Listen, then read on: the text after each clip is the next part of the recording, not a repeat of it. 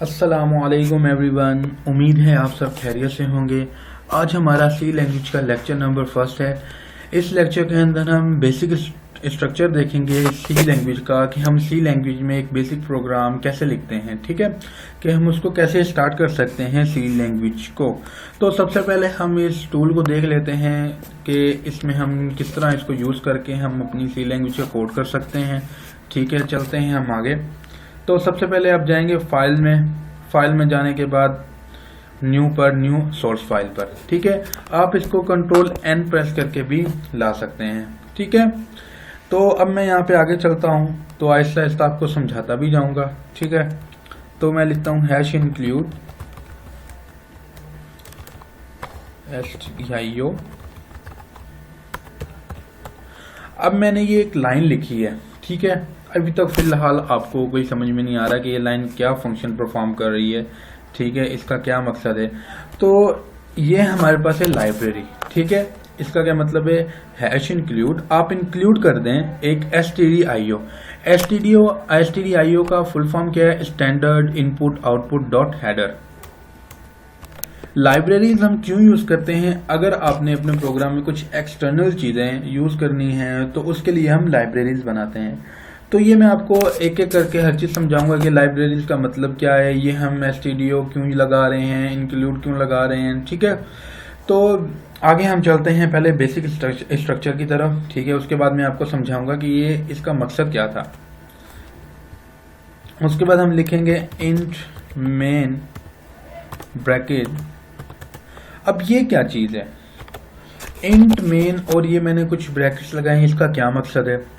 तो सबसे पहले तो ये आप ऐसा समझ लें कि एक मैंने माइंड बना दिया इसका, जैसे कि एक हमारा माइंड है, हमारा एक पूरा सा दिमाग है, उसके जरिए हम सारा काम करते हैं। समझे अभी एक प्रोग्राम के मैंने एक दिमाग बना दिया जिसका नाम है मेन, और वो होता भी एक, समझो एक जिसका नाम हम बाय डिफॉल्ट भी इसका मेन है। और ये इंट क्या है, इंट हमारे पास है डेटा टाइप, जो हम आने वाले लेक्चर्स के अंदर पढ़ेंगे। ठीक है, तो अब मैं इसमें एक और चीज लिखता हूँ। ठीक है, प्रिंट एफ, मैं इसमें कोई चीज आउटपुट करवा रहा हूँ। ठीक है, कोई चीज मैं आउटपुट करवाना चाहता हूँ, यानी कि दिखाना चाहता हूँ स्क्रीन पर। वो मैं कैसे दिखाऊंगा, ये आउटपुट करवाने का मेथड है प्रिंट एफ। इस डबल कोटेड के अंदर हम जो भी चीज हम लिखेंगे वो हमारा आउटपुट पे, या मतलब हमारी स्क्रीन पर शो हो जाएगा। मैं लिखता हूं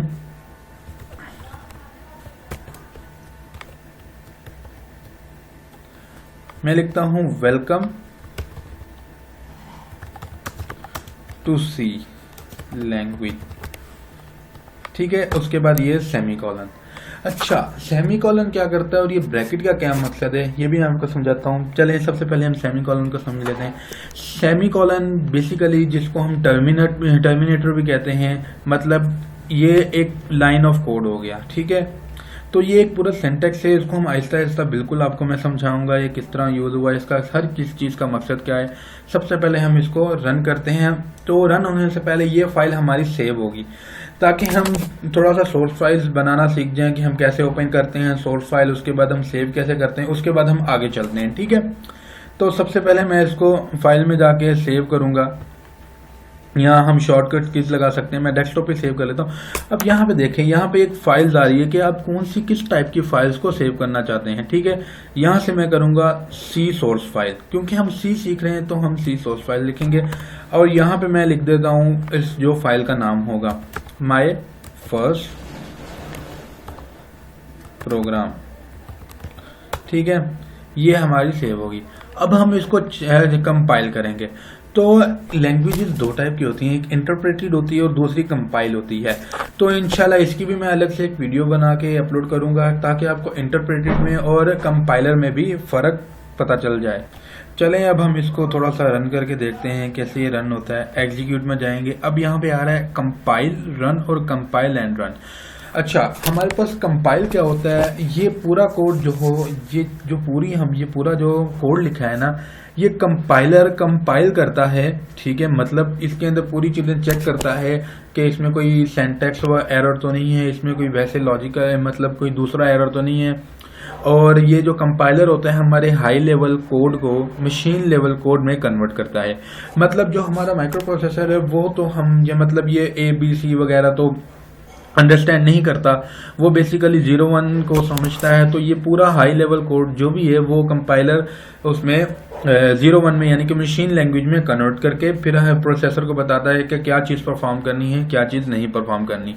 चले हमारा जो कोड था वो सेव हो गया। उसके बाद हम इसको कंपाइल करते हैं, चेक करते हैं क्या उसमें कुछ एरर वगैरह तो नहीं है। ये हमने कंपाइल किया, अब देखें हमारे पास कोई एरर वगैरह नहीं आया। ठीक है, सक्सेसफुली हमारा कंपाइल हो गया। अब हम इसको करते हैं रन। ये देखें हमारे पास वेलकम टू सी लैंग्वेज। ठीक है, तो यहाँ तक अब हमने कुछ देखा कि हम सी को कैसे लिखते हैं, कहाँ से शुरू होती है। ठीक है, तो अभी हम बात करेंगे कि इस हेडर फाइल की कि इस हेडर फाइल का क्या काम है, ये प्रिंट एफ कहाँ से आया, इस मेन फंक्शन का क्या काम है। ठीक है, ये ब्रैकेट्स हमने क्यों लगाई। ठीक है, तो अब हम ये देखेंगे। पहले बात कर लेते हैं इसकी हेडर फाइल की।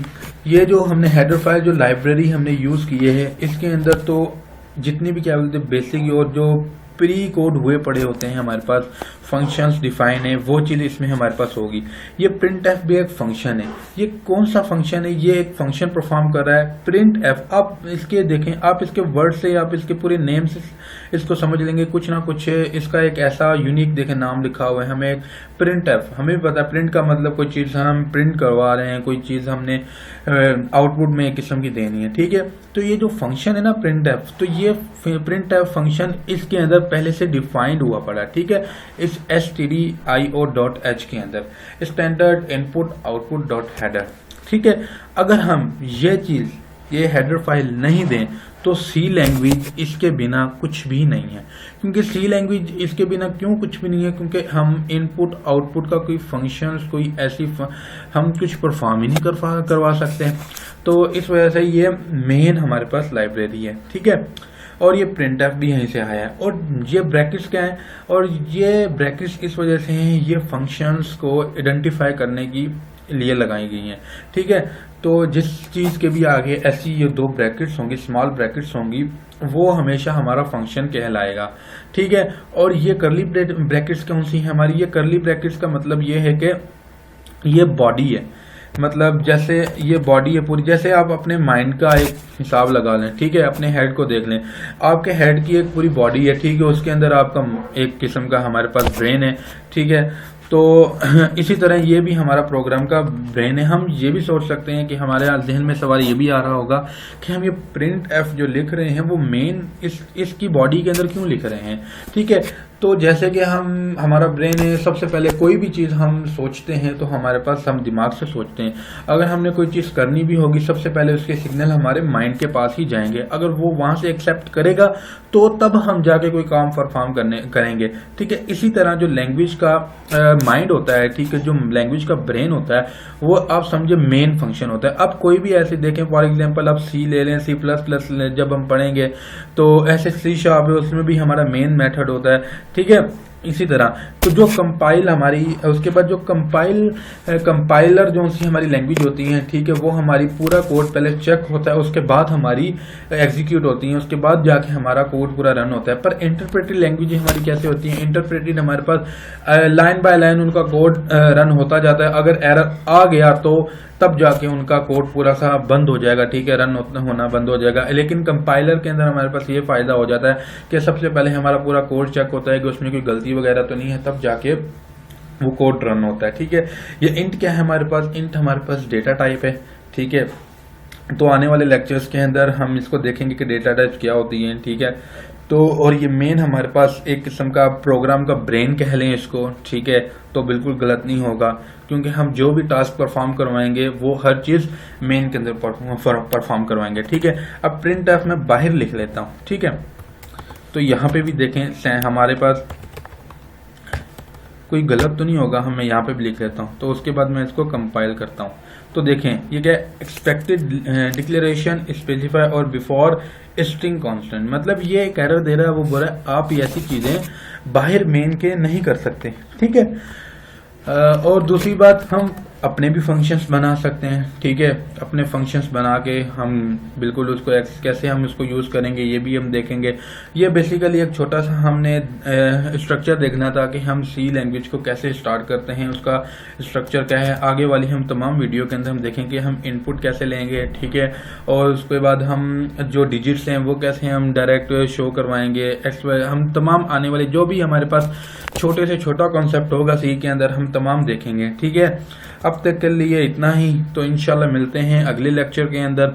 तो अगर आपको इस वीडियो से कुछ ना कुछ, अगर आपकी कोई नॉलेज बढ़ी है, कुछ ना कुछ आपको सीखने को मिला है, तो आप अपने दोस्तों के साथ लाजमी शेयर कीजिए और हमें कमेंट सेशन में बता दें कि हम इसको किस तरह ज़्यादा मज़ीद अच्छा बना सकते हैं। ठीक है, और हमारे चैनल को सब्सक्राइब करना ना भूलिए। ठीक है, इंशाल्लाह मिलते हैं अगले लेक्चर में। तब तक के लिए अल्लाह हाफिज़।